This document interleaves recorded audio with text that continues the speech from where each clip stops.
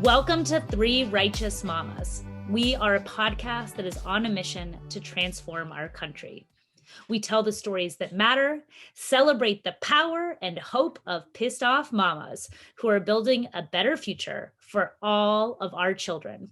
I'm Cristina Sensun Ramirez. I'm Muna Husseini.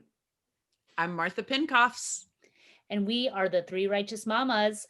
I wanted to let folks know that we are so grateful for you all listening. As you know, we've just a few weeks into this incredible podcast, and we'd love to know what you're thinking. So please give us a review. It helps other folks find this podcast as well, wherever you are listening. And don't forget to subscribe so you can stay up to date on all of our episodes that are dropping weekly. So we have got an exciting guest. We're going to be talking today about the beloved community. But before we get there, I'm wondering how y'all are doing this week. Martha, I know you've had some big changes happen this week.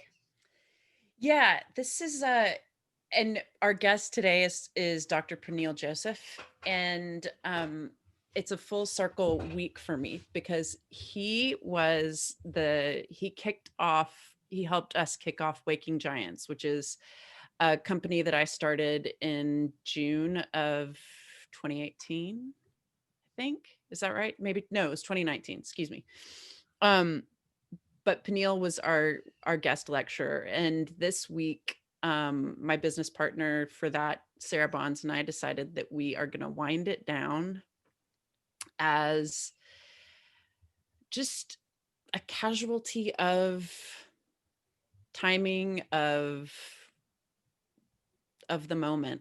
Of COVID-19. The idea of, part, I guess, of COVID-19 in part. It was a subscription service. I have always wanted to connect people with action because I want to connect them with both the history of why we are where we are on these issues that continue to come up for us, but then also move them to action. And we were able to, have some success, but ultimately it was not the right time for it. So this was a hard week with some tears, but also a lot of pride for what we were able to accomplish. And, it's the first time I've had to close a business. So it's a humbling moment for me. Yeah. Well, I saw you posted on Instagram, and I was like, oh, it's so hard. I mean, one, I don't know if it makes you feel any better because it's just collective pain. It's so hard this year to have any kind of small business. And clearly you are incredibly successful at developing incredible companies that I've eaten your products before even knowing you. But I feel like, look, I think about when we teach our kids, like one of the things you're going to be able to teach your kids from this is resilience, right? Because you're not always going to succeed in everything you do, but that will be a critical lesson that will help you in your journey of success.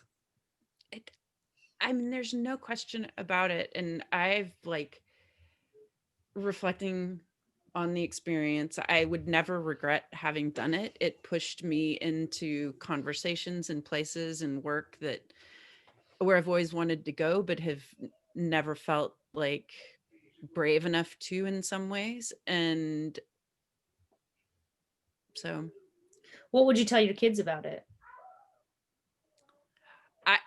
I would tell them to risk having your heart broken, if you can, because it is a privilege to have your heart broken in that way. I got to try something and believe in something, and I got to dream really big, and the dreams don't go away. I mean, those dreams still live inside me. We'll talk about the beloved community some with Peniel, I'm sure. And I mean, that's the core of what I want. That can happen no matter what shape the vehicle. My daughter and I have been having conversations about how the process is so much more important than the outcome, and where do we place value Is it always about winning, or is it how we get there? And when are we going to start putting value on the things we do? And by the way, no one succeeds at everything. And I think the younger generations have this, maybe it's, I'll call it an excitement and not an impatience, but like, okay, this is going to happen and it's going to happen tomorrow and it's going to be a success and I'm going to have a gajillion likes on TikTok or whatever it is. And, there's a build. There's a build and there's a process, and you take a couple steps, and then you take a couple steps. And as we've heard from so many guests on our show, no one starts in one place and has this straight line of where they're going to. And all of these experiences, like when we were talking to Yarland, right? And she was talking about her youth and growing up in the foster care system and having a piano teacher who turned out to be this icon of the civil rights movement, and how that sort of came full circle. The beauty of life happens in those moments of in between, and we can't just look at certain outcomes that we were attached to and think that's the value in life. And I hear you that this is a hard moment and that you're hurting over it, but I have to imagine the good you put out into the world and the things you're trying to accomplish. Those are stars out in the horizon that aren't going to go out, and there's so much light you put out there, and that's what I'm going to choose to look at, right? Like, it's not the conversations I've had with my daughter have been around soccer, right? Where it's like, I don't care if you lose a game, you better go out there and leave it all on the field. You better That's go out right. there and do your best and have intensity. And like, that's what I care way more about than you winning every game you play. And we've been having this conversation and we've been having this conversation. And then like a light went off and she had like an amazing game today. They lost, but I was so proud of her because she went out there and left it all on the field. And so like, I guess I hear you that you're hurting, but I'm proud of you and I'm seeing all the good you put out there. Thank you. And I'm a former athlete, so I feel all of those things. And I do love to like sweat, leave it on the field. And then like if you lose, you lose. If you win, great. But it's really about the team and about the people and taking care of each other and having integrity in that piece. And like that I can never regret no matter what Mhm. the Listen, end we're not former is. athletes. We're still athletes. We're still athletes. My daughter laughs at me so much because she's like, Mommy, do you know how to run, or do you just like walk and look like you're running? And then I realized, like, okay, I guess I'm not as young as I used to be. But let's talk about you. And that's always fun to bring back to her. With that said, super excited to be talking about beloved community today. Martha, can you tell us a little bit Yeah. more about our guest? Let me tell you all about Dr. Peniel Joseph. He is the Barbara Jordan Chair in Ethics and Political Values and the founding director of the Center for the Study of Race and Democracy at the University of Texas at Austin. He is the author of several books, his latest published this April, and like surging on all sorts of you must read this lists is The Sword and the Shield, The Revolutionary Lives of Malcolm X and Martin Luther King Jr. And you guys, I've read the book. It's one of those books that I just is full of my ink because it was so, not only is it beautifully written, like the stories are there that are really compelling, but it it is a world-changing book.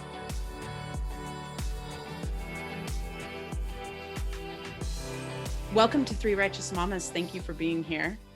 Oh, thank you for And having me. yeah. And we start every podcast with the same question, and it is this. And I'm so excited to hear your answer because I saw some writing that you've done on it this week. But how did your mom shape who you are and how you engage with the world? Yeah, my mother is so important to me and my politics. My mom is 81 years old, 81 years young. She's in New York City. I haven't seen her because of the COVID, but we Zoom all the time. We were me and my daughter and her, and just the whole family. But no, my mom's a Haitian. I'm a proud Haitian immigrant. She came to the United States in 1965 as a hospital worker, Mount Sinai Hospital 1199 SCIU, labor union, hospital workers. So shout out to SCIU. I used to And my work at mom, SCIU. yeah, my mom worked there for 40 years. And, my mom's a feminist. She's a historian of Haiti. She speaks 4 languages. Her grandmother was from the Dominican Republic, San Pedro de Macorís. And she speaks Spanish and French and Haitian and English all fluently. And she can write in all those languages too. So I was on my first picket line in elementary school in New York City, East 92nd Street. So me and my older brother's an ER doctor, got a real education from our mother about social justice that was constant. Like I remember when Ronald Reagan was elected president, and my mother telling me, I was 8 years old, that Ronald Reagan was a racist and Ronald Reagan was a white supremacist. She's telling me this at 8. She turned out to be right as well. I can tell you this as a historian, as a scholar, all those things were true. But my mom drew a line in the sand in terms of social injustice. She's the person with the best ethical compass that I know, real personal sincerity and political integrity, and unapologetic love for Black people around the world. But really all people, but her through line is through Black people. And in that sense, she's very similar to MLK, where he wanted universal justice, Dr. Martin Luther King Jr., but through the particular lens and struggles of Black people, because Black people are what Derek Bell called faces at the bottom of the well, right? And by the time you say, what's so interesting about this year is BLM, and by the time you say Black and queer and trans and non-able-bodied, you're just going even deeper into that concentric circle. But my mother is the person who was and still is my inspiration. I've dedicated my first book to her, but she's the person who's very much faced down racism and sexism, faced down real terrible circumstances in New York City. If people think things are bad now, in the 1970s, when I grew up in 80s, Central Park 5, Michael Griffith, Howard Beach, growing up in New York City was no cakewalk. And my mother did that as a single mom. She's a Christian, deeply religious. She instilled in me my own religious faith and personal faith as well. But she's really a human rights champion and hero. And she walked the talk. My mother, doesn't smoke or drink. She's just the most disciplined person I know. And having grown up with her, it was really easy to get a PhD and to do all these different things, because she is the absolute most disciplined person I know. And you basically had to measure up or measure out. And me and my brother, we both measured up, but we knew what the standard was. And as a father, I'm very happy for the standard she set. And she was always very kind, always very loving, always very affectionate too. So she you knew what not to do, but she was your biggest champion and your biggest advocate and your biggest fan, and she still is, and I'm her biggest fan. So yeah, my mother, really, really incredibly important. As you were talking about your mama and being on a picket line at the age of 8, we hear these conversations now. How do you introduce your child to racism? What's appropriate to talk about? I don't think those conversations were happening in the same way when we were growing up. And so what did that look like for you?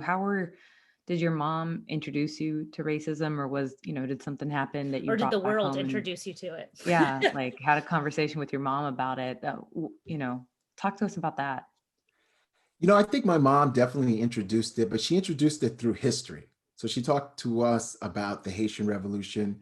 She read to us C.L.R. James' Black Jacobins, and then we read it. Me and my older brother were very fortunately literate very early on. I think my mom had been educated in Haiti and in the lycée system, and she thought you should be able to sort of read and write and critically think at a very, very early age. I mean, what we would call in America early age. So I could read like high school level history, and I could write really, really well in elementary school. Like that, she demanded that. And my brother could do that, and he was great in science and math, which I wasn't, So he's really just unbelievably brilliant, my older brother. So I think she introduced it to us through history, and she let us have a well-rounded education. So one of the reasons why I still do the American presidency in addition to social movements is my mom took out library books for us. And I remember this is 1979, 1980. And I remember because there was no Ronald Reagan. The president was Jimmy Carter. That was the last president. And it started at George Washington, right? And so she wanted you to know American history and to know Caribbean history and to know African history. But she also introduced to you, to us, she talked about racial slavery. She talked about colonialism. She talked about Haiti and the connection between Haiti and the United States. She was the first one who told us, and we were small, that, Frederick Douglass was both ambassador to Haiti, but had been influenced by the Haitian Revolution when he was an abolitionist. So you're getting all that. So it's a very, very interesting and obviously special education. But, just like all kids, you think everybody's getting this, so pretty early on, you're just like, how come we don't have Black history at St. Joachim Ann? And we don't have, these things. And we were, activists, so we not only went to picket lines, but we went to demonstrations, and we had people around us who were just interested in social justice. So we never thought of it as left or right politics. We just thought of it as justice, and this is the right thing to do. And you weren't supposed to mistreat anybody. And we had, different people. My mom worked with folks who were Black and Puerto Rican and Dominican and Jewish and Italian and Irish and Russian and Muslim, and she welcomed all that. And she would learn from all that. And she talked about her respect for all of that, and so it's a very interesting, and I've talked to her obviously over the years, like, was there a method to all this? And, she says that, she's driven by justice, and she wanted her children to have that same drive, right? And so she never really, like I said, she didn't talk to you about left or right. She really talked to you about good versus evil. Mm-hmm. You know what I mean? And she just wanted you to decide, well, what's your vehicle? Like, you are going to definitely do good in the world. And what's your vehicle going to be an amplifier? So by the time I said I wanted to be a professor, my brother said he wanted to be a doctor. She was like, good, this is very good. And she didn't expect us to do that in some ways that violated the trust that she established in us. And, and we have it, because like I said, it's easier when your parent is a font of integrity. And what I mean by that is that they do what they say they're going to do. That's all I mean by that. It's not about wealth. It's not about how they look. My mother always did what she said she was going to do for you, but also for herself. Right. So you never saw contradictions. So if this person's saying, hey, alcohol, drugs, these are bad things, you didn't see her, go on benders, ever, hey, don't smoke cigarettes, so all of it, like, so, which I deeply admire, because being an adult, you can see it's hard to walk the talk. It's hard to tell your kids. My house, we eat a bunch of vegetables, but I eat them too. So we're not just telling my 5-year-old to eat the vegetables and she's seeing daddy doing something else. So she's all in with me, but I have to be all in, Mm-hmm. And so my mom showed me that. So yeah, absolutely. So the introduction came, through her. Yes. The parent in me has so many questions that I just need to hold right now, around how do you get an elementary age kid to be reading these history books and whatnot? But I do want to ask you a question. Earlier, you said that just like Martin Luther King, my mother was very focused on justice. So was he sort of an inspirational person for her at the time, or where did she draw from? Oh boy, she draws deeply from her Christian faith and history, Haitian history. So she's my first introduction to Haitian history. And in a lot of ways, I've continued to, and I could teach a course on Haitian history, and I've written essays, articles, op-eds, but my scholarship has been obviously American and African American, and sort of comparative Black nationalism between the United States and especially Africa, but also the Caribbean, and Malcolm X, Martin Luther King Jr. But she was very much influenced by, she loved MLK, she loved Malcolm X, she loved Bobby Kennedy, she admired people like Shirley Chisholm. She was really right there with you. And like I said, Muna, in terms of what she did, I mean, this was an age where obviously there was less television. There was no social media. We learned to read very young, and she didn't make reading a chore. She made it very, very fun. And she would I grew up in an age where your mom could like sit in front of you and sort of tell you a story, right? Not even have to just read you a book, just tell you a story, and you would listen like for hours. You know what I mean? And so I do have to say that it's really kind of much different, right? Yeah. Than right now, even though I'm Generation X. I'm not saying I'm that old, but she could captivate your attention, and you knew she'd gotten this through all the books that she read, right? So she read the books in the house. And so it was inspiring is what I'm saying. So reading for me and my older brother, and she, we read comic books too. So she wasn't just, she let you do it all. So we read comic books. She was right there with you. And she loved it when you read and you showed off new information to Yeah. her. So you were having this conversation with a parent who really loved it. She loved new words that you learned, all of it. And so she was great. She's great. So it sounds like you could almost write a great parenting book that we would also all want to read about the lessons of how your mom taught you to absorb and interpret the world around you. And one of the things that I think has inspired us about your work as three righteous mamas, trying to figure out like what is the world exactly that we want to build for all of our children. We all at the core want the same things, but what does that look like? And obviously MLK wrote so much about the beloved community. You've really, and it sounds like your mom influenced a lot of that thinking in you. Yes. As well.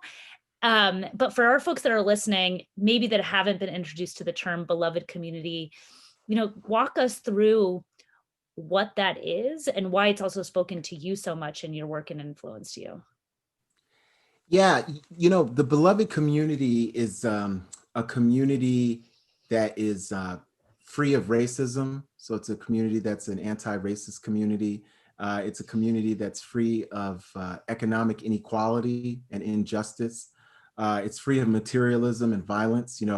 Dr. King said militarism, racism, and materialism were the triple evils facing humanity.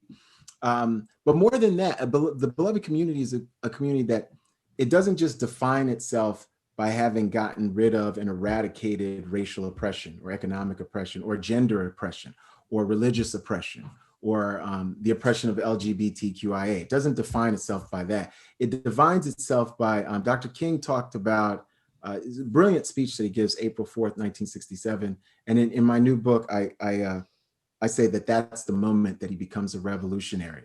In the chapters, The Revolutionary King, and you sort of see his evolution. It's a dual biography of Malcolm X and Martin Luther King Jr.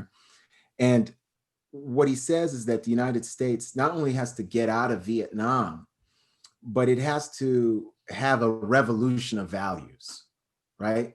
And this is really important to Dr. King. It's important to my mother. It's important to me. And then again, in a lot of ways, King is not thinking left, right, or center. He's saying that these are ways and the values, we have to have deep, deep empathy towards each other. And we have to put that empathy in practice, right? We have to transform and say, justice and love can be emblematic in our policies, domestically, foreign policy, but also just in our churches, synagogues, mosques, but also in our schools, but also in our public civic life. So I think that this idea of a beloved community is really, really important. And Dr. King, just like in the Old Testament, said we needed to focus on the least of these, right? And when you think about that in the United States, at least, that's always been Black people. And then even within the Black community, there are the least of these within that community. And that's when we think about intersectional justice, right? And so that idea of a moral reckoning was always important to her, and not a cheap morality of gossiping about people's sort of individual behavior, but a larger morality of, do we care that 37 million people in the United States today go hungry every single day? That's what she was interested in. Do we care that there's tens of millions of people without health care, and then even more without adequate health care? That's the kind, 2.3 million people were incarcerated, 4.5 million people were on parole or probation and under surveillance. All those things she was hugely interested in. And that's what I said, my admiration was always there, because even as a little person, as a toddler, when we used to go to church, you knew um, that my mom, I always knew with her that she walked the talk. She really did. So she wasn't the person who was going on church Sunday and then speaking bad about people on Monday or even Sunday evening. She really walked, and she didn't do it self-righteously. She knew that she faltered. She knew that she had shortcomings. We did as well, but aspirationally, she was always there on the side of angels. She gave money. My last thought on this Yeah. is that she would give money, and she taught both me and my brother just working class philanthropy. That even though she was on a single mom who had to work overtime to send me and my brother to Catholic school and private school all the way through high school. So 12 years for two boys who are 4 years apart on one salary. A lot of work, a lot of bone crushing, bleeding for your children. My mother did, but that, even with that, I saw that what she told you was possible, she put into practice. She put into practice, and that becomes very inspiring. So in a way, we were politically mature too, me and my brother, and again, away from labels, mature in the way we saw the cost of what she was doing and how we had to be on the straight and narrow too, because she was on the straight and narrow, and you were embodying all of her dreams because she was sacrificing for you, and you saw it. Like, you saw the sacrifice, and you also just saw that she wasn't the type of person who took sick days or made excuses. Fortunately for us, she never got into an accident of any kind, so she was fit as a fiddle. But she went to work every day, 40 years before retiring, and she's very, very consistent. Yeah. So one of the things that a lot of people, we're at like such, we've always been a country that's incredibly divided and segregated, right? And I think it's something that I think is being felt at greater proportions for some people, right? It's becoming more visible for some people. And when we talk about the beloved community, and we have 70 plus million people that voted for Trump in this country, that they're also, I think some people want to fast forward to the harmony, right? That they would hear in MLK's speaking, but a lot of people also don't know that, look, MLK, while he is widely popular, and actually both the right and left, you see Republicans say, well, Abraham Lincoln and MLK appreciated the Republican Party, which is, interesting, but that he was 75% of Americans disapproved of him when he started to speak about issues, particularly around reckoning and justice. And so I'm wondering for you, if you can talk a little bit about, in his interpretation and your understanding of the beloved community, why is justice required and to get to actually harmony?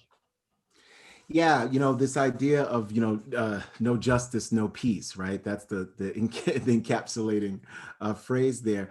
Well, justice is required to get to harmony, because without justice, you can't build that beloved community based on the revolution of values. One of the things King writes in Letter from Birmingham Jail is how disappointed he is with white liberals who are more interested in an unjust peace, right, than any kind of chaotic effort or unruly effort to bring about actual justice and equity for people.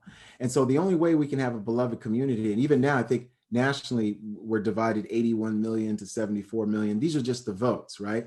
But the only way, I think it's less about this idea, because we get caught up in a Manichaean, very, very simplistic, facile, sort of Janus-faced dichotomy, where we say we got to reach out to the other side, the 74 million Trump voters. It's really less about that than building a consensus around citizenship and dignity and human rights and anti-racism, right, and anti-sexism. The value of people who are LGBTQIA, also non-able-bodied, neurodiverse, right? The value of all of us, and building a consensus around that in terms of public policy, in terms of politics, right? And then we can have disagreements on how to get to that destination. But the only way you can get to the beloved community is that we define that in an overarching way, in the same way, right? And that includes things like voting rights. That includes things like how do we treat people who are undocumented in the United States, but also globally. That includes things like, and Dr. King died organizing for a universal basic income before Andy Yang. It was Dr. Martin Luther King Jr. and the Poor People's Campaign. And remember, that's a great illustration of what I mean by Dr. King looking for universalism through the particular, because he starts that poor people mule train from Marks, Mississippi, overwhelmingly Black, but he includes folks who are whites from Appalachia, Latinx from California, and farm workers, indigenous folks, Native Americans are part of it. So he's interested in this multicultural, multiracial democracy, but he knows that what has crippled that democracy and the racism of our capitalist system, sometimes we say racial capitalism, it means that you've got to rescue and aid and have citizenship and dignity for Black folks. And that's going to reverberate around. You include everybody, but until you solve that, which is rooted in racial slavery and its aftermath, it's not going to happen. So to build the beloved community, you actually need a shared goal. And right now, just as a nation, way before we can come to that that consensus, and way before we can come to some kind of dialogue with each other, we don't have shared values. We say we do, but we don't. If you have shared democratic values, there's no way one major political party could actively try to suppress the votes of other American citizens and get away with it. And that you have judges and lawyers and pundits and billionaires and ordinary people saying votes in Atlanta don't count as much as they do in white parts of Georgia. Votes in Detroit shouldn't count as much as they do in Michigan, the rest of Michigan. Votes in Milwaukee, which is Black, shouldn't count as much as they do in other parts of Wisconsin. We are in that world, so we're we're a distance from creating that beloved community, because we're back to square one. And we did this during racial slavery, by the way. Just like people are upset over the term defund the police, they were upset over Frederick Douglass and Harriet Tubman saying what? 2 words. It wasn't defund the police. Here's my radical word for you: abolish slavery. That's my radical phrase from the 1830s and the 1840s and the 1850s and the 1860s. And let me tell you, everybody, that was so radical and so revolutionary, this idea of abolishing racial slavery, that there was a 4-year civil war in the United States, because we never talk about this. We don't talk about it enough. Over 700,000 people died. That's more than the amount of Americans who died in these other wars, right? Really. So 700,000, over 700,000. So we have to understand that, like, until we can sort of come to terms with this, no, there's not a way to collectively build the beloved community. All of us can do it in our own communities, in our own silos. And right now, that 81 million who voted for this current president-elect and vice president-elect, certainly should be focusing on trying to build that beloved community. I would love for the 74 million to be a part of that. But right now, our goals are misaligned. And until those goals can converge, we can't do it. And I know me personally, because I'm my mother's son, I'm sticking with my goals of citizenship and dignity for everybody, right? And if people want to join me in that, I'm all fine with it. They might have different methods, and then we can have debates and discussions, but we're meeting at a level of what Dr. King said, the revolution of values, and we're going to have consensus saying we both agree with these things. Right now, we don't. And that's why, in a lot of ways, the country is cleaved in two, because one part of the country believes in a certain vision of beloved community that doesn't stamp on people's rights and marginalize and victimize other people. And other people have a completely different conception of what freedom and dignity and democracy means. And that includes sometimes people within families.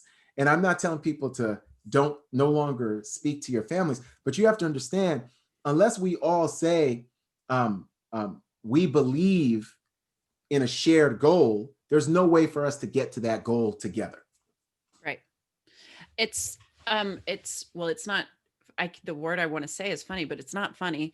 Um, but the parallel between the integrity that you talk about your mom living with, where her actions and her words matched, and then the lack of integrity um, in the messages and actions in the country are really stark there. Like the land of the free and the home of the brave doesn't actually match up with our behavior. No, it doesn't. And I think that it's gotten worse because of the lack of campaign finance reform, gerrymandering, and voter suppression. Yeah. And we see this in Texas too. So the days of I'm going to give people a flashback in terms of popular culture. 1939, Jimmy Stewart, Mr. Smith goes to Washington.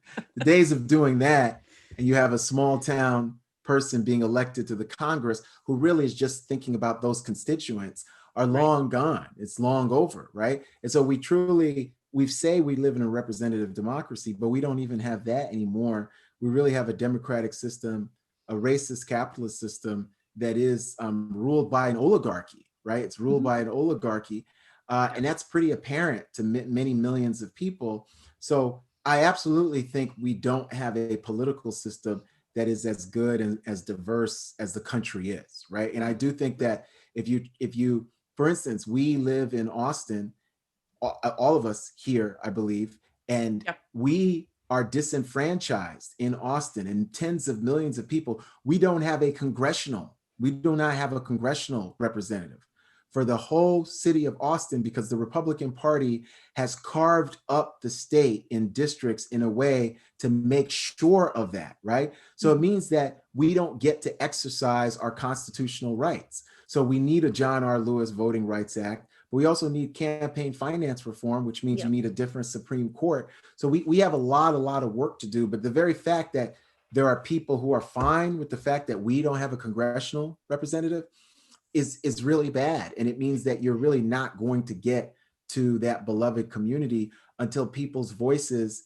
all of their voices count, right? And you're never going to get compromise in a system unless you transform congressional districts and legislative districts, including in state houses, where people are incentivized to compromise, where you know you're going to have to speak to Black workers, you're going to have to speak to Muslims, you're going to have to speak to queer folks, you're going to have to speak to Latinx folks, you're going to have to speak to them along a wide range of socioeconomic and educational backgrounds, right? And white folks. But what we've done with our political system is we do a bait and switch. We rhetorically center white cisgender working class men, and policy wise and economically, we center very, very wealthy white cisgender men, at times with their cisgender spouses.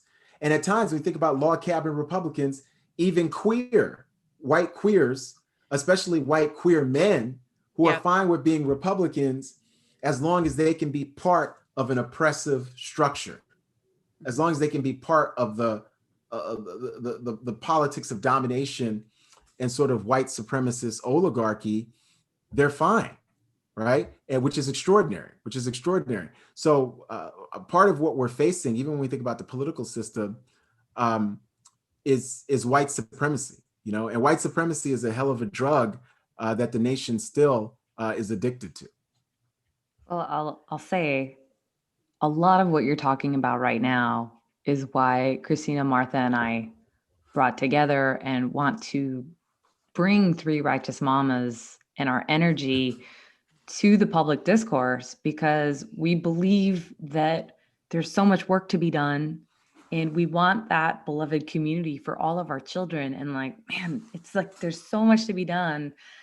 I want to pour my energy into building that vision instead of convincing people to come along. Because I guess at the end of the day, if we're successful, then hopefully these shared values that we're looking forward to on the horizon will benefit everyone, whether they were part of the conversation or not. And so I'm not going to divide my focus in the process. I guess the reason I'm bringing that up is because we are in a divided community, and it feels a little callous for me to say that, but I'm trying to survive. And I feel like there's so many people who are struggling and trying to survive. And like, I have spent years trying to bring people along, help people on. Hey, I'm just a Muslim person, just like anybody else, right? Like, I can make jokes. I'm funny, like I'm She's very tired. funny. She's I wish Extremely my funny. husband was here to hear Yeah. that, but like, Extremely I'm funny. tired of convincing people. And, I'm the child of immigrants, right? Like, I don't have hundreds of years of oppression and generations of, harm being done to my family right here, right? And so talk to us about that divide and talk to us a little bit about, is there an effective way to bridge that gap and bring people along? Yeah, I think, Muna, I understand where you're coming from. And I do think that if you build it, they will come, right? And so the work that I do in the public sphere, at UT, but even beyond, the Center for the Study of Race and Democracy, I have a podcast, Race and Democracy, that has, we've done maybe 65 or 70 shows, and try to interview different thought leaders and activists. The books I write, my engagement with students, my engagement with elected officials, all that is absolutely uh, being actively engaged and trying to build it so that you build something big enough, and your work, your public facing work, beyond all the private facing work we all do with our children, with our spouses and significant others, our friends, our families, our networks. But the public facing work absolutely is providing a context to bring people along. And I get the emails and the feedback, both pre-COVID and now, from people who are saying, hey, even if I disagree with you, I liked your article. You gave me things to think about, or I liked your podcast conversation, or I liked some of the events that the center has held. And we just had one with Tressie McMillan Cottom, who just won the MacArthur Genius Award, who's a really brilliant Black feminist writer and thinker. So I do think, yes, I can understand being tired. And I always say that I'm not tired, because this is what I do for a living. And of course I get tired, but publicly I always say, hey, look, there's no time to be tired. It's a marathon. It's not a 100-yard dash. It's a marathon. My mom taught me that. And so I do think that for those of us who are in this space, especially, I've been in this space for 40 years, so I've really been in this space. And I remember where people didn't care about social justice or anti-racism the way they do now, right? So I'm really in this space.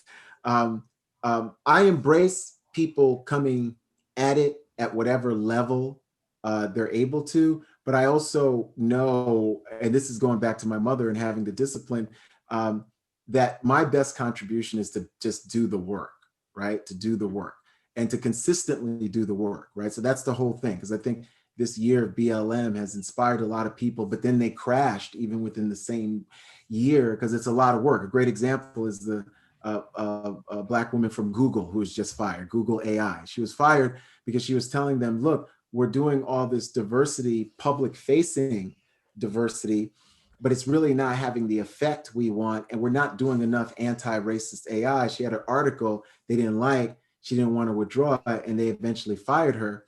And what you're seeing is that at all these companies, it's the easiest thing to do is say Black Lives Matter, right? The hardest thing to do is make that happen structurally in an organization. And all of these organizations, including University of Texas, where I work, in an organization that is systemically, structurally racist and anti-Black, right? That's what you're seeing. And what even white allies find out, and even whatever word people want to use, allies, co-conspirators, that if they take up the banner of not just anti-racism, but the banner of centering not just racial justice, but Black equality, they lose unless they are like the CEO of it. So like if Reed Hastings at Netflix wants to change the game and change the board or whatever, yeah, that's gonna matter. But if it's just like, if you're just a VP or somebody, you're gonna have a whole group of white executives saying, what are you talking about? You know what I mean? Like, what are you talking about? Why are you bringing this up? Right? And that's what we're facing. So for those of us who have been in this work, and it's way before George Floyd, it's way before Breonna Taylor, it's in our bones.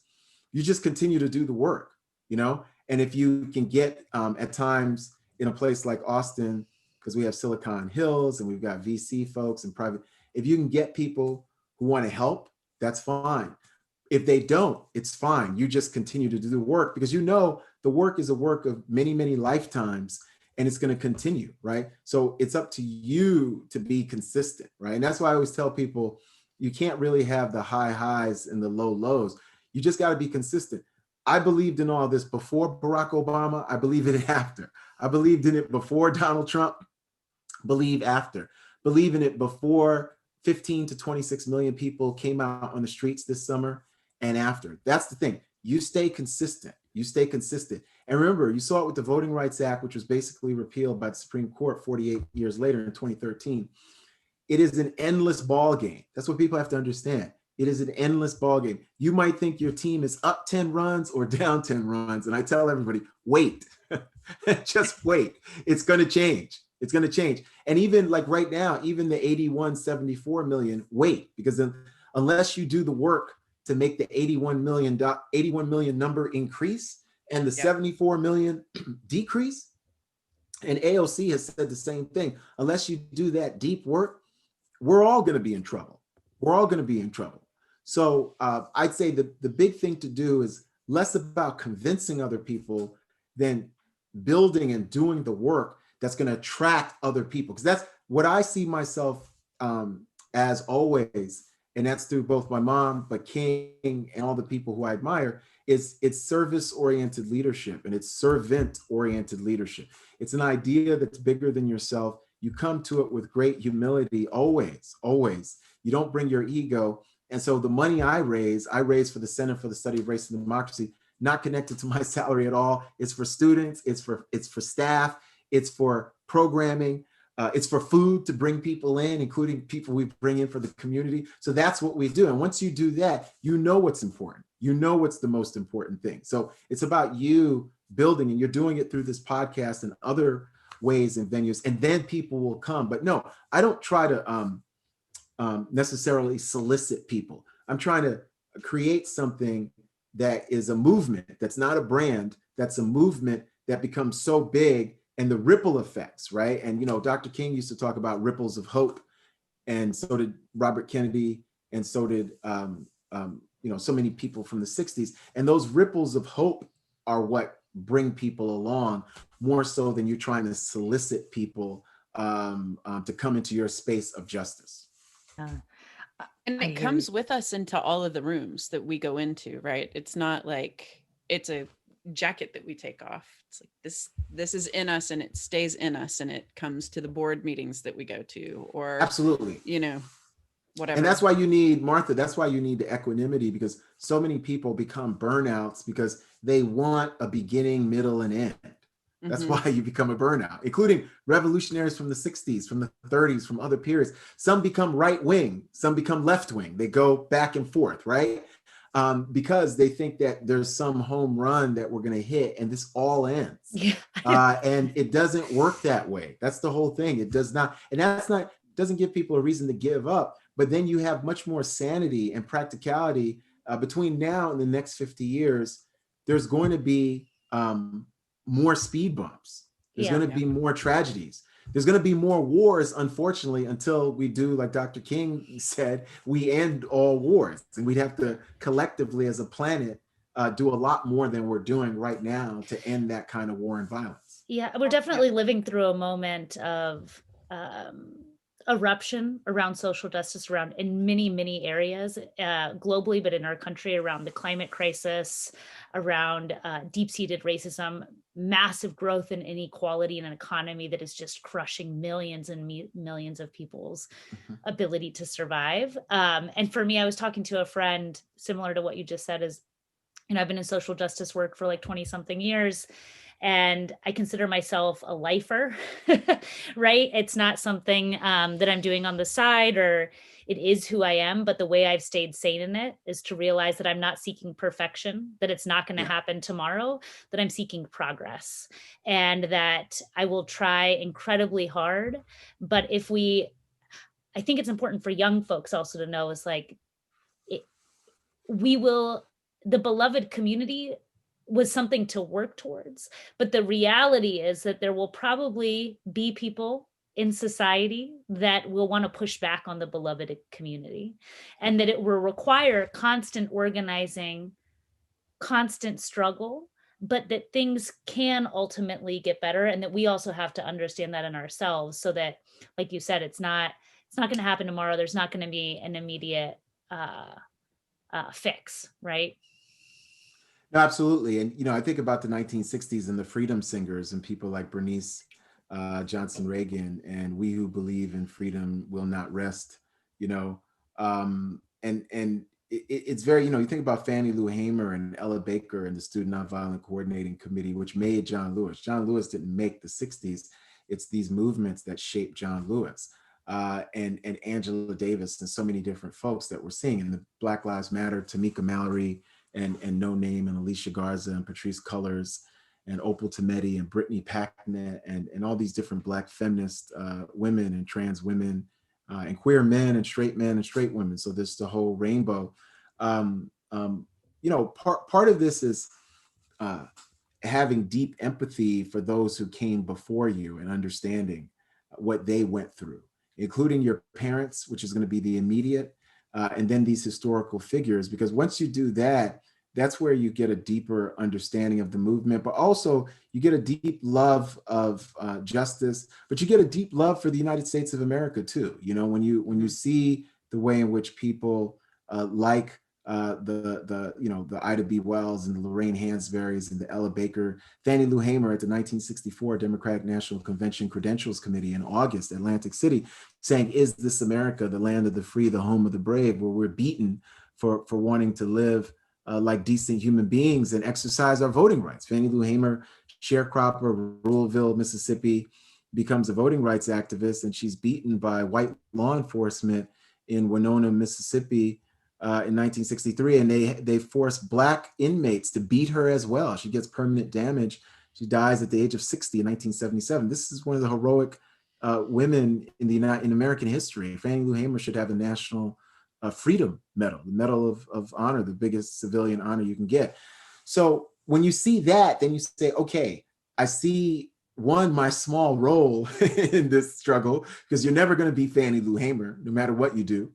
But it gives you real great humility for people who are striving, for voting rights, but also for citizenship and dignity. They risked it all, and they faced terrible brutality, terrible injustices. So many Black people were killed and murdered alongside of white allies. Viola Luiso in 1965 in Selma, Jonathan Daniels in Alabama. So many different white allies were shot in the head or murdered as well. Andrew Goodman, Mickey Schwerner, with James Chaney, right? So those are the folks that we have to think about. Like, why did they do that? Why did they do that? And is their struggle unique, or are we part of that struggle, right? And once we see that, one, we can be much more consistent, because you see the peaks and the valleys, right? But two, you can be much more, sometimes what happens to people is they don't come into activism with enough humility. You have to come in with deep humility. And that humility lets you admire people, understand people better, be non-competitive with other activists, be a consistent student, and be curious about other people and other people's struggles. Definitely relate to people empathetically as human beings. And one thing I'll add, I have no problem trying to relate empathetically to the 74 million people who voted for Trump. Where I disagree is that somehow my empathy with them as human beings means that we can have the same shared goals, especially when many of those people voted for an administration that doesn't value my humanity, that Right. doesn't value my dignity and citizenship, that doesn't value that of Muslims and gay people and queer people and trans people and poor people. You know, that's where, so it doesn't mean somehow that 74 million, I'm making some kind of argument against them and their right to live. It's precisely because I actually support them and their right to live, but not their right to live at my expense and my family's expense, right? That we say you can't come to some kind of consensus until, in a very broad-based way, even though you're always going to have millions of people who feel that way, like I said, you could reduce that 74 million. So when in the future, people who are basically, even if they're not Donald Trump, they're basically articulating the message of Trumpism, they'd have much less support, right? But as is, the fact that there was 81 million people who voted for what was basically an anti-racist agenda, a social justice agenda. Basically, it's not the agenda that it would have been if Alexandria Ocasio-Cortez was the candidate, or if Ayanna Pressley or Cori Bush was the candidate. But let's face it, we Biden in certain ways, even with his many flaws and what he did in terms of criminal justice and really destroying the lives of many Black people, many, especially Black men, but women too, because of what happened to the Black family in the context of incarceration. He was an anodyne enough figure where many scared whites actually preferred to vote for him this time, probably just for one election cycle, and help states like Georgia and other, and certainly this is not to diminish the work. Black women saved everybody with Georgia and all these states. Mm-hmm. But there were enough, when you look at the data, there were enough whites who voted for Biden in a way that if you had a much more progressive candidate, out of fear, you might have lost votes and maybe lost the electoral college. Right. You know, I'm really struck by your perspective as you're talking about these current events. I think as being a student of history, you're able to go maybe further up and further out and understand sort of the course we took to get here. And I feel like you're much more steady in your approach and perspective. And so then less reactive perhaps to what's going on. And I'm appreciating that. And with that in mind, I want to talk about the book you recently released, The Sword and the Shield, the Revolutionary Lives of Malcolm X and Martin Luther King Jr. Which is so good, and everybody needs to buy it right now and read it. Thank you, Martha. Talk to us about both of these approaches, both of these sort of icons, and what is generally understood about them versus this different perspective you wanted to share with us. And Muna, thank you. I'll start with saying that when you think about the historical parallels, the period we're living in now is very similar to the first and second reconstructions. So the first reconstruction is basically 1865 to 1896, and the second is basically roughly mid 1940s, all the way up until Dr. King's death in 1968. But a lot of people will start with the Brown Supreme Court desegregation decision, May 17, 1954 to 68. And I think the years 2008 to 2020, people are going to look at as a set piece too.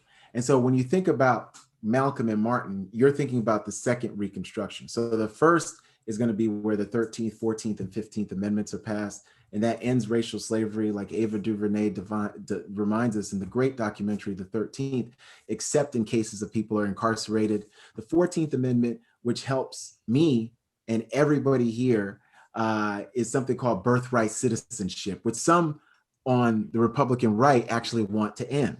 So that's what I mean also about our right. So they're saying for the Latinx folks, they're having anchor babies. The Haitian folks are having anchor babies. These things smear our humanity. We're not anchor babies. We're human beings. So if a Latinx mom comes here who's undocumented and has a child, that child is a citizen. That's a beautiful thing. That's not somehow that child is undeserving and that mother is undeserving.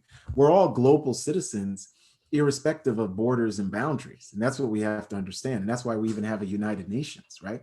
So that first Reconstruction, 13th, 14th, 15th Amendment is Black male voting rights. White women get suffrage in 1920, just white women, and Black women don't get suffrage until August 6, 1965, in the passage of the Voting Rights Act. But in 1870, the 15th Amendment is ratified. The reason I mention those 13th, 14th, and 15th Amendments, and really I go 1865 all the way to 1896, Plessy versus Ferguson, which says that separate but equal is constitutional, even though it wasn't, which means that the Supreme Court is a sham, both in 1896 and now. These aren't legitimate institutions. Is that it's important for us to remember that those 3 decades are an attempt to reimagine American democracy. And in the same way that you saw white supremacist violence erupt with the Klan, and also legal and public policy maneuvers, and also wholesale racial pogroms against Black people, between 1865 and 1896, over 54,000 Black people are murdered throughout the South in an effort to maintain white supremacy in the United States. Way more than the 6,500 who are lynched between 1870 and 1950, right? These are just facts, right? So when you think about Malcolm and Martin entered the stage during the second Reconstruction, this post-war effort to reimagine American democracy that really starts in the 1930s and 1940s, gets interrupted by the Cold War, gets reignited with the Supreme Court Brown decision, and then gets really put into full gear with the direct action movement that starts on February 1st, 1960, and the lunch counter sit-ins at Greensboro, at a Woolworths counter in Greensboro, North Carolina, which is now a civil rights museum. And that starts on February 1st, 4 Black students from North Carolina A&T. By May of that year, over 50,000 students have sat in lunch counters in the South and sympathy demonstrations all around the United States. So that's the context of King and Malcolm. Obviously, King with the Montgomery bus boycott, Malcolm X with this idea of preaching Black dignity, in the 1950s and 1960s, part of the Nation of Islam. King talking about Black citizenship. We usually frame Malcolm and Martin, Malcolm X as the political sword and King as the political shield. And in my book, The Sword and the Shield, I argue against that. So I argue against polarity. I argue against dichotomy. And I look at both of them as these convergent revolutionary activists, not icons. They become icons later, but as activists, as organizers, as mobilizers. Malcolm's idea of Black dignity is really meaning the end of what he calls world white supremacy. Malcolm's interested in ending African and third world colonialism and ending white supremacy domestically. And it's only then that he says Black people will have the political self-determination to not only define racial oppression, but to define the solution to racial oppression. And when we think about Malcolm X, I also argue that he's Black America's prosecuting attorney. And what I mean by that is that Malcolm charges white America throughout his life with a series of crimes against Black humanity that are rooted in racial slavery. Malcolm understands that Jim Crow is really a poor name, because what we're really seeing in the South is white supremacist anti-Black violence that is morally reprehensible and politically indefensible. And Malcolm says that. So before Black Lives Matter movement, Malcolm was consistently arguing that not only did Black Lives Matter, but American democracy was nothing but hypocrisy because of its brutalization and mistreatment and degradation of Black life in the United States. King is doing something different. He's the defense attorney. He argues Black Lives Matter to white people, and he tells Black people that white souls can be redeemed. The slogan of the Southern leadership, the Southern Christian Leadership Conference, is to redeem the soul of America.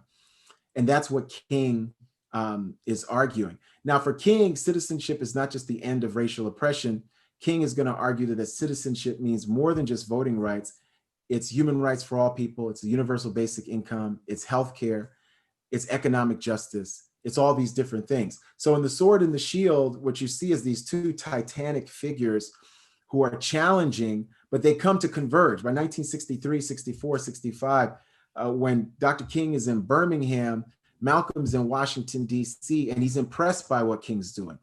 He's still pushing back and calling the March on Washington a farce on Washington. But by 64, in the Ballad or the Bullet, he's saying voting rights matter. And he tells Robert Penn Warren that me and Dr. King have the same goals of human dignity. We're going about it in a different way. By 64, he sees that you need Black dignity and citizenship. And we think about King after what, 65, 66, 67, 68, he says the same thing. So when you look at King and Malcolm, the Dr. King who's saying that the halls of American Congress are running wild with racism, the Dr. King who tells the American Psychological Association in September of 1967 that the biggest purveyor of chaos in the United States is white Americans and white racism, and that they're lying about it. And they're saying that Black people are producing the chaos. And if not for their chaos, there'd be racial peace. That Dr. King gets lost in history. And remember, Dr. King was always giving a seminar on African-American history. By 68 in Marks, Mississippi, what he tells the Black folks in Marks, he says, the way they're living in Marks, Mississippi, these are poor Black folks. They're hungry, they're starving. King is in tears talking to them in 68. He says, the way you're living is a crime. We've got great footage of this. This is not just audio. We see King saying this. And Malcolm had said that the way Black people were being treated was a crime. So they start to converge. But King adds that not only are they going to go to Washington to occupy Washington, D.C. for a poor people's campaign, he tells them that the country is so sick that in the 19th century, white people and white immigrants got millions of acres of free land through the Homestead Act. Again, another fact. But that Black people never got their 40 acres and a mule. And what King argues, he says, this is what we're facing. These are the same people who tell you to pull yourselves up by your bootstraps. That's Dr. Martin Luther King Jr. So that man is a revolutionary. And Malcolm X is also a revolutionary who was saying by 64, 65, that the civil rights movement has to be a human rights movement. So everything that we're going through now in terms of the Black Lives Matter movement and this current age, Malcolm and Martin went through it too. What this current group of activists has done brilliantly is amplify the idea of intersectional justice, not just related to issues, but identity, right? So that you can be James Baldwin, you can be Lorraine Hansberry, you can be Audre Lorde, leading with your whole holistic, the fulsomeness of who you are unapologetically, right? So when we say Black liberation without apology, in that case, you're also connecting it to queer folks, you're connecting it to Muslims, you're connecting it to the third world, you're connecting it to Palestine, you're connecting all of it. You're saying that we are going to be our unapologetically free selves as global citizens, and human rights is at the core of what we do. But to get to that, you've got to get to the faces at the bottom of the well, right? And that's what this movement has been so good about doing. And it's ruffled a lot of feathers, but that's what Dr. King and Malcolm did too. They both wanted an end to world white supremacy. And by the end of their lives, they see that both of their methods are required. I'm sitting here listening to you talk and thinking about all of the history classes I took through school and how much of an injustice these were just facts written in books that never came to life. And I'm struck by the fact that your mother was a historian and the way that she introduced you to history as stories, because history is not just random facts that you memorize and things in a timeline. There's an arc to our human experience and the way things are connected. And I'm just very strongly getting this message that education isn't just about, I need my children to read and write and do math, but to understand, to critically think, to engage, ask questions about what's going on and have perspective, because that is what allows us to be solid in the face of movement and change. And while we may sit here and say these are turbulent times, they aren't, right? And I'm struck by the foundation that your mother gave you in spite of all of the things that made things difficult. And it has been such a pleasure talking to you and hearing about the beloved community that is needed so much more right? Or just as much as it has been, as previous leaders have talked about. So thank you so much for joining us, Peniel. No, I've thank you, Muna. super enjoyed the conversation. I've taken like 8 pages of notes, and I feel like we say that like every conversation. But yeah, I don't know if you know this, but the first time I met you was at the LBJ symposium on race, and I actually got your book, and Okay. you were like, you should come to one of my classes. And I can't believe I'm like, I'm Okay. ready to go enroll in this master's program right now. Oh no, that would be great. I mean, Muna, what you're saying is excellent, and really part of what we have to get to if we're nationally going to get to the beloved community is to understand each other's stories and not make an argument. And remember, we make arguments both through violence, but also through policy and through our education and through who we value. That some people's stories matter more than others, Right. right? And that includes, again, in our political rhetoric, the idea that the red states matter more than the blue states, and the gun owners matter more than the non-gun owners, right? Mm-hmm. That the straight people matter more than the queer people, and biological women or some women matter more than others, right? So we're doing it, and the only way we can get over this is by understanding these deep stories, these stories of people who are interested in social justice. And yes, we can understand the stories of people who might disagree with us, but those stories can't be valued more than our own stories. And that's the whole thing. Until we can collectively say we value each other's stories, and our policy is going to look different, right? And it would require policy compromise. Maybe those who want a world just completely without guns, and there's people who want gun ownership. There's some compromise, but it's a compromise that doesn't mean thousands of people die from gun violence, right? And so, but until you get to a place where one person's sons and daughters aren't valued by the society and really the world more than others, we can't build that beloved community. And we know what's happening, and we know what's happening with immigrants all across the world. We know what's happening with people who are being trafficked, people who are being exploited right here in Texas. What's happening with the Latinx community, what's happening with Black and brown communities and Muslim communities. We know it. And sometimes we feel powerless to stop it. But we have to think to ourselves that knowledge and understanding those stories and telling people about those stories is having an effect. And that's what should keep us hopeful and inspired. Because the only way you can continue to do this is to be hopeful. And it's the same thing. I mean, you talk about the podcast, Three Mamas. The only way you could be a mama and a daddy too, papa, right? Is to have hope. You can't be with your daughter, with your sons, with your family, and think to yourself, man, this world is so jacked up.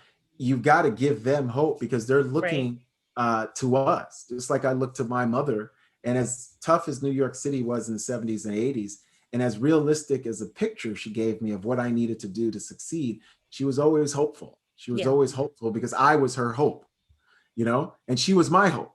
And so we have to understand that dialectical relationship where we have to be hopeful, we have to be inspired at all times. And that's the whole thing. And that's the work of activism. That's the whole thing. And that's why it is work. You wake up and you find new inspirations, and the inspirations can be your children, it could be your exercise, it could be the favorite drink you're going to drink. And here I'm talking about non-alcoholic rated So G. by the way, this is all non-alcohol group right here. Yeah, that's what I'm saying. Yeah.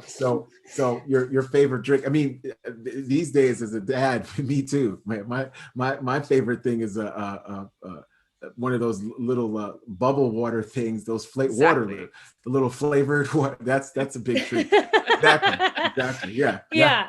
But I mean, I think it's been so great to have you too, and just getting to talk about your mom and the way moms form us. And that's exactly what we're trying to do here, is understand that motherhood, no offense to dads too, but motherhood and who we are as moms is one huge way we shape the world. And we build it by also building up great kids that want to build that world together, right? So it's been awesome having you here and getting to learn from you. I want to give a shout out to my mother, Jermaine Joseph. So she's going to hear Sure. this. I love you, Mom. My mom, Jermaine Joseph. We've been talking about you the whole time, Mom. That's Hey, right. Mom. Yeah. Thank you. Thank you, Mama. Will you give us coaching lessons? Yeah. We might need to have your She'd mom love to. on our show. Yeah, she'd FaceTime the whole thing. She'd love it. All right.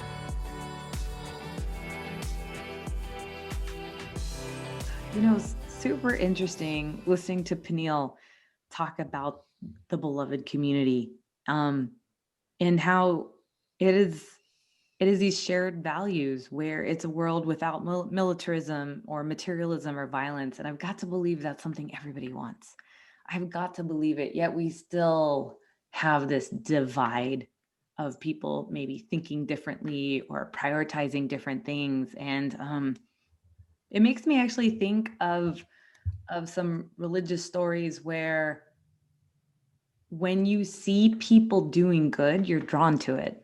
And at least those are stories that I grew up learning about, that, you know, even people who were divided by language or culture, when they saw something good, they were like, I want that. And so how do we start to bridge that divide? By embodying what it means to be beloved community. I want to live in this way and take action in this way in my home, in my community, and the people I interact with, and start to just propagate these shared values out there. And I think it's possible, but I guess it's hard, or everybody would be doing it, right? I think it is hard. And I think it's hard because imagining a world without militarism and racism and materialism requires leaving behind the stories that we've been told for so long, right? It requires imagining the world in a whole new way, and in a way that does have that could actually deliver a beloved community. So I think when we talk about the world that we want to build for all of our children, like the seeds of that imagination are there. And what the different things that we go out and do to deliver that for our kids, for all of our kids, and how we bring that into existence in the conversations we have on this podcast, but in the other things that we do every day. And it's not, what I love about it, and I know that this is something that we've talked a lot about, is that our humanity is not political. And it is not like, that is not up for politicization. Blah, blah, blah. It's not. Like, don't make my humanity political. It's just not. And so that's what for me. Yeah. I think for me, hearing how he spoke about his mother and thinking about the role we all play in shaping these beautiful little humans and how they see the world and their role in it. And also this moment where we find ourselves, you know, thinking about the progress that folks like Malcolm X, MLK made, and then just still how far we have to come. And I kept thinking about George Floyd when he was talking, and about the fact that, you know, we've seen sadly over the years so many Black men, boys, and women killed at the hands of police.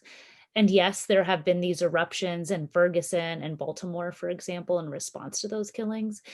But it seems like one of the greatest awakenings in consciousness for non-Black folks was around the death of George Floyd. And it just had a level of universal pain and humanness that I think also people could feel in a different way, right? You saw the filming where he was pinned down by an officer with a knee on his neck, and George Floyd gasped for breath and call out for his mother. And I remember seeing different signs, and then also someone here in Austin City Council speak, a white mother, say that anytime a child calls out for his mother, that if you're a mom, you instinctively look, because you think that could be my child. And it was like George Floyd called out for all the mamas, right? And we could feel it. And that it was also a call to action for us as mothers. So when I'm thinking about the beloved community and what just happened in 2020 in broad daylight being filmed, that level of humanity could be so eroded, so mistreated, right? In broad daylight. I guess I'm just continuing to think about the ongoing struggle, and what Peniel said is that it isn't like something flashes immediately and change happens. It's an ongoing struggle, and just the incredible role that we have as mothers, like you said, Muna, to create beloved community in our home, but teach our children that that is something that they can strive for. And that at the end of the day, when we talk about abundance and building a world for all our kids, that's like, just God, we're so powerful as moms. It's just what I think about. Listening to Peniel and how powerful his mother was. You felt like he could talk about her for days. Yes. I could only dream that Santi one day will want to talk about me for days, you know? Be like, wow. But that is the incredible role we play as moms to build that beloved community, and to realize that we're doing it every time we care for our kids. We're trying to teach them that. Yeah. I sit here and I think if I can impart resilience on my children the way Peniel's mom instilled resilience in him, I will have done something right, because then my kids will be able to last through and beyond whatever is happening right now, to then pass the torch to the next generation or folks that are doing this work, because the work will continue. And I think most importantly, what he was talking about at the end of that conversation is that all of us are really here to give our kids hope. Because I know my kids give me hope too, and that's a necessary ingredient to be building the beloved community and to continue building the world for our kids.